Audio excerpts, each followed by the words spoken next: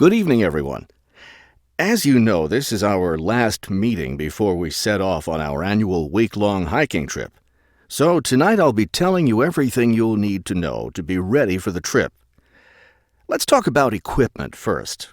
Having the right equipment is essential for your comfort and safety. First, you'll need a warm and comfortable sleeping bag. However, you won't need to worry about carrying a tent, since we'll be sleeping in shelters along the way.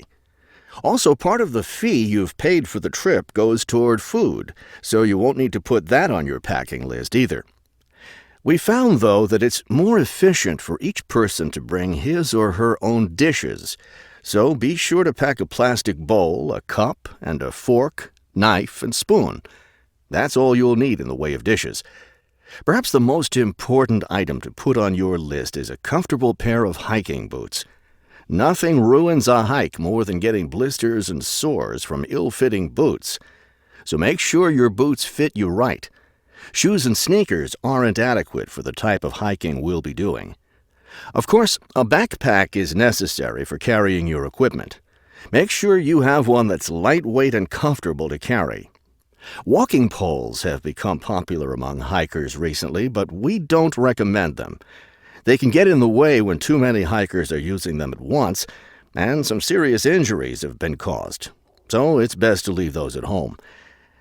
Let's see. What else? Oh, yes. Some people have asked me about trail maps.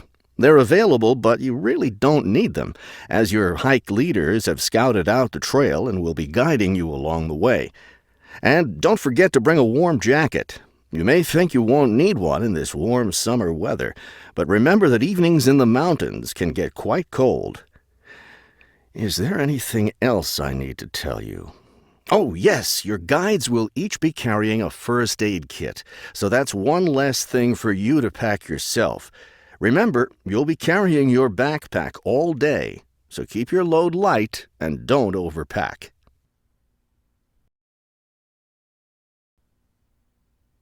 I know you're all experienced hikers, but it's always worth repeating the rules of the trail since they're so important. These rules are in place for the safety of everyone on the trip. As you know, there'll be a hike leader walking at the head of the line who will show the group the way. At the end of the line will be the rear leader, or sweep. It's important to always stay ahead of this person while we're on the trail.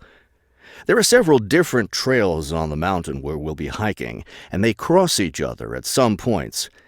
When you come to any intersection of trails, stop and wait for the rest of the group to catch up.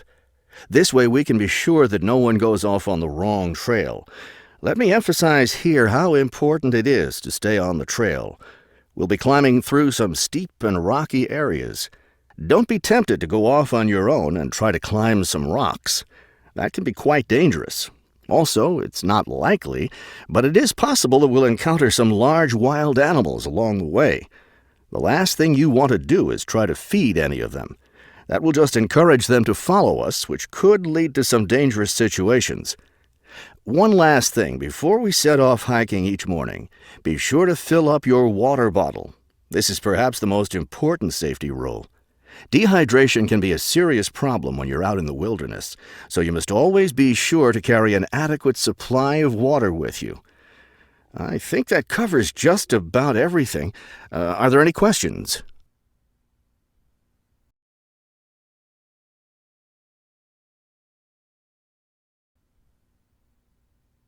An understanding of customer psychology is an invaluable aid for retailers looking for ways to increase sales.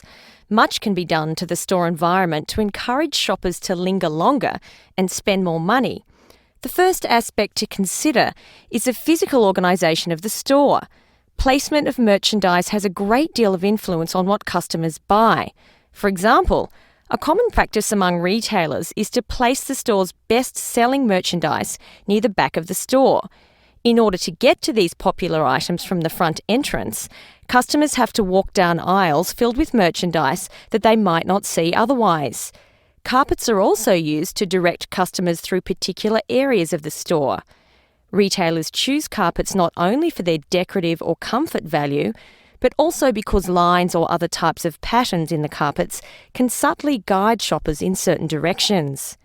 Besides encouraging shoppers to go to certain areas of the store, retailers also want to keep them in the store longer. One way to do this is to provide comfortable seating throughout the store, but not too close to the doors. This gives customers a chance to rest and then continue shopping. Retailers can do a number of things to create a pleasant atmosphere in the store, thereby encouraging more purchases. Music is commonly used, not as entertainment, but as a calming influence. It can slow the customer's pace through the store, making them spend more time shopping and consequentially making more purchases. Scents are also used in various ways. Everyone has had the experience of being drawn into a bakery by the smell of fresh bread. Experiments have been done with other types of scents as well. For example, the scent of vanilla has been used to increase sales in clothing stores.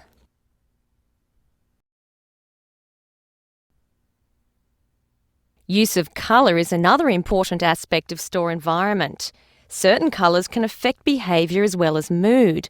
Light purple, for example, has been found to have an interesting effect on customer behaviour. People shopping in an environment where light purple is the predominating colour seem to spend money more than shoppers in other environments. Orange is a colour that's often used in fast food restaurants. It encourages customers to leave faster, making room for the next group of diners. Blue, on the other hand, is a calming colour. It gives customers a sense of security, so it's a good colour for any business to use. In addition to using colour to create mood and affect customer behaviour, colour can also be used to attract certain kinds of customers to a business. Stores that cater to a younger clientele should use bold, bright colours, which tend to be attractive to younger people. Stores that are interested in attracting an older clientele will have more success with soft, subtle colours, as older people find these colours more appealing.